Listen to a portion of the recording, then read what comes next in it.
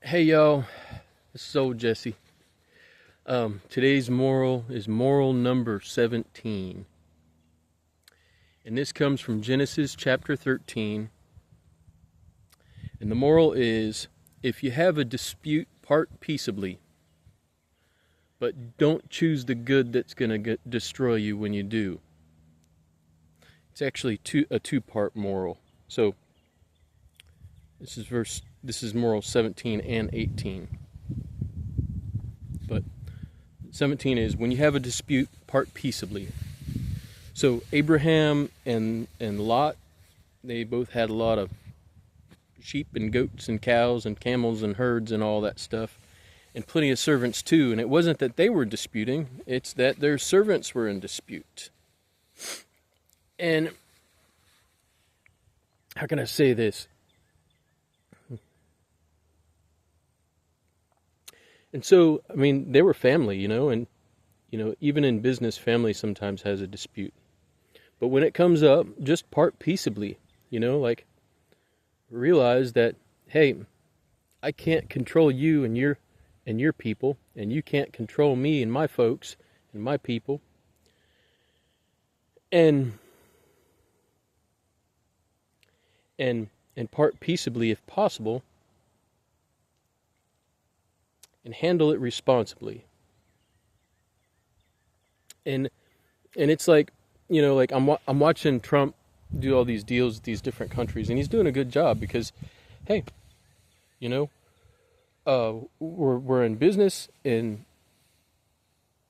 he's not being cruel about it. He's just like, hey, whatever, we're going to be equal, and that's how it is, and it's fair, and so that's the whole concept behind this is like, hey, there's times where you have to depart from other folks because there's trouble. Do so peaceably, and that's a good thing. And do make the greatest deal that you can as you do so.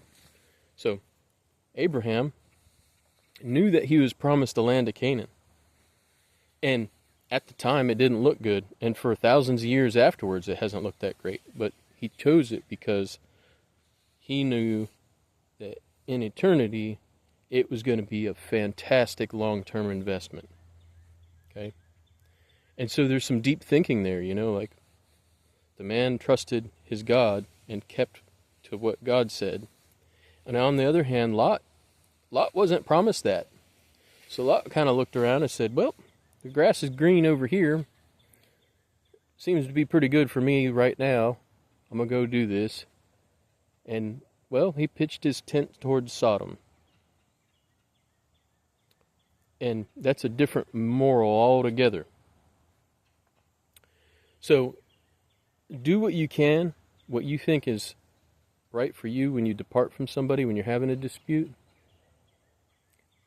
If you're wise and you don't mind taking a little bit of ouch, a little bit of hurt or whatever, for the greater good or whatever, or for the situation, be smart and choose what Yahweh He has promised you and has given you, rather than the things that look good right now, right? Because what looks good right now, it could be a skeleton in a closet, right, in the future. And what looks like a skeleton in the closet right now could look real good in the future. Or what looks like an absolute disaster right now could be a fantastic blessing in the future. It's like 100 years ago, Israel wasn't even, like, it was just a desert with nothing out there. It was like the most worthless place ever. And then the Jews moved there, and now it's prospering, okay? So you have to realize that, like, the things that God promises, you have to be patient, you have to wait, you have to choose the wise things, even if it hurts you for the now, okay? And you have to choose things that are intelligent over the long term, because, you can choose something that looks real good, and then, well, you end up like Lot. And Lot wasn't trying to make a bad choice. He made what he thought was a good choice for that time.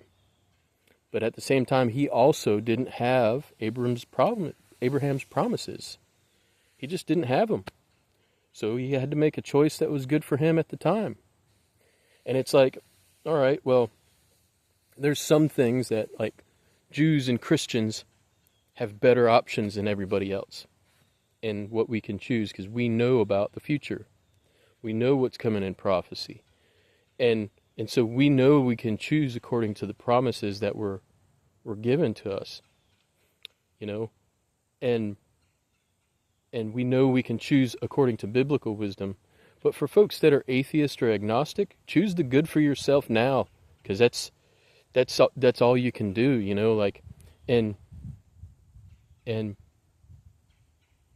and it might move you closer to Sodom, but, well, if you're not godly, you're going to be moving close to Sodom anyway. God's going to force you to, and that's not a very nice thing. So what I've got to say about that is like, if you're really wise, choose Yahweh as your God, and carefully study.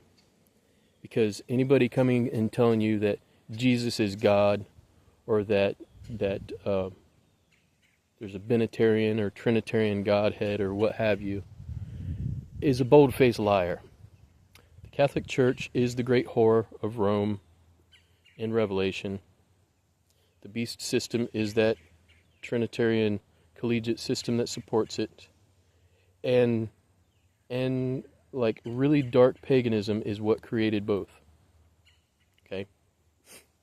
Like eating human beings, cannibalism type paganism stuff. And it exists today. It's just well hidden in the water of humanity. That's all it is. And it's not all that well hidden anymore. Okay? Because it's obvious of things. So the moral of this is, choose the wise things. Don't choose what's bad for you. And do as good for yourself as you can. It's not wrong to be rich. It's not wrong to be really rich.